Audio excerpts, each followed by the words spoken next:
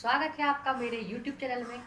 आज की वीडियो में हम लोग चर्चा करेंगे कि हम लोग अपनी इम्यूनिटी यानी रोग प्रतिरोधक क्षमता को किस प्रकार बढ़ाएं। हम लोग अपने भोजन को इस प्रकार लें कि उसमें विभिन्न प्रकार के पोषक तत्व यानी न्यूट्रिएंट्स भी शामिल रहें। तो आइए फिर हम लोग समझते हैं इसके बारे में। आइए फिर हम लोग समझते हैं भोजन और उसके पोषक तत्व। सबसे पहले हम लोग समझते हैं भोजन क्या है। भोजन शरीर के पोषक तत्वों, शरीर के पोषण के लिए हम जिन भोज्य पदार्थों को ग्रहण करते हैं उसे भोजन करते हैं। यानी कि जो चीज़ भी हम लोग खाते हैं उसे हम लोग भोजन कहते हैं। अब इस भोजन का क्या कार्य है उसको समझते हैं। भोजन के कार्य ये शरीर के तापमान को बनाए रखना, शरीर को ऊर्जा और शक्ति प्रदान करना, मांसपेशियों को सक्रिय रखना, शरीर के विभिन्न रोगों से रक्षा करना, ये सब हमारे भोजन के कार्य हैं। आइए अब समझते हैं पोषक तत्व क्या है। खाद्य पदार्थों में कई प्रकार के तत्व पाए जाते हैं जो हमारे शरीर को स्वस्थ और निरोग रखते हैं। इन तत्वों को हम लोग पोषक तत्व कहते हैं। ये पोषक तत्व हमारे निम्न प्रकार के हैं।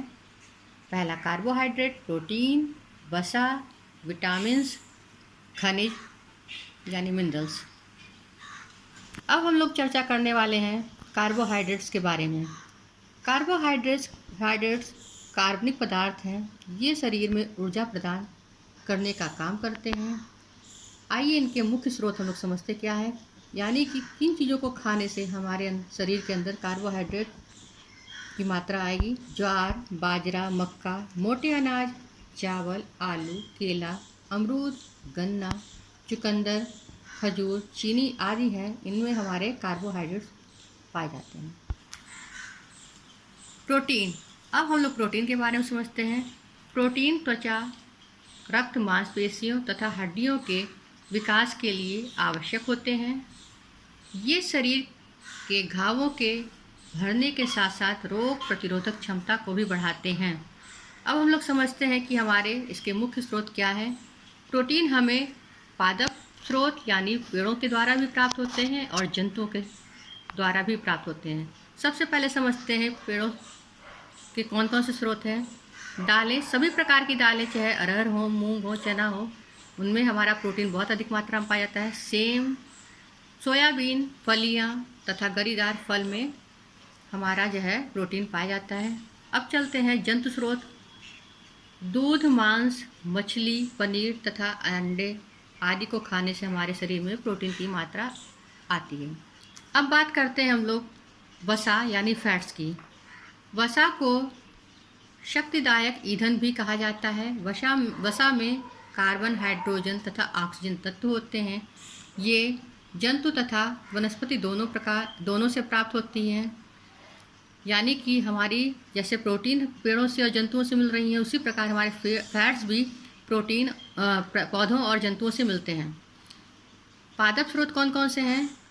सरसों, मूंगफली, तिल, अलसी तथा नारियल के बीजों से जो तेल प्राप्त होता है वो हमारा पादप स्रोत के अंतर्गत आता है। जंतु स्रोत हैं हमारे घी, मक्खन, मछली, दूध आदि हमारे जंतु स्रोत हैं। अब चलते हैं हम लोग विटामिन के बारे में जानते हैं। ये हमें रोगों से सुरक्षा प्रदान करते हैं, यानी हमारे शरीर की प्रतिरोधक क्षमता बढ़ाते हैं। यद्यपि भोजन में इनकी अल्प मात्रा ही पर्याप्त होती है, यानी कि अगर इनको हम थोड़ी ही मात्रा में खाएं तब भी हमारे लिए ये काफ़ी लाभदायक हैं। मुख्य रूप से विटामिन को दो श्रेणियों में बांटा गया है। पहला वसा में घुलनशील, दूसरा जल में घुलनशील। वसा में घुलनशील विटामिन से हमारे विटामिन ए, डी, ई, के और जल में घुलनशील विटामिन है हमारे बी और सी। चर्चा करते हैं हम लोग खनिज लवण यानी मिनरल्स की। शरीर की क्रियाशीलता को बनाए रखने के लिए अल्प मात्रा में ही सही परंतु भोजन में इसकी उपस्थिति अनिवार्य है। ये तत्व हैं हमारे निम्न तत्व हैं। फ्लोरीन, एफ, ये सब जो आगे जो लिखे हैं अल्फ़ाबेट सी सिंबल्स हैं। Fluorine, K potassium, F iron, C calcium, P phosphorus, I iodine. इनकी हमारे शरीर में बहुत ही अल्प मात्रा में आवश्यकता होती है। इसके बारे में हम लोग नेक्स्ट वीडियो में डिटेल से समझेंगे।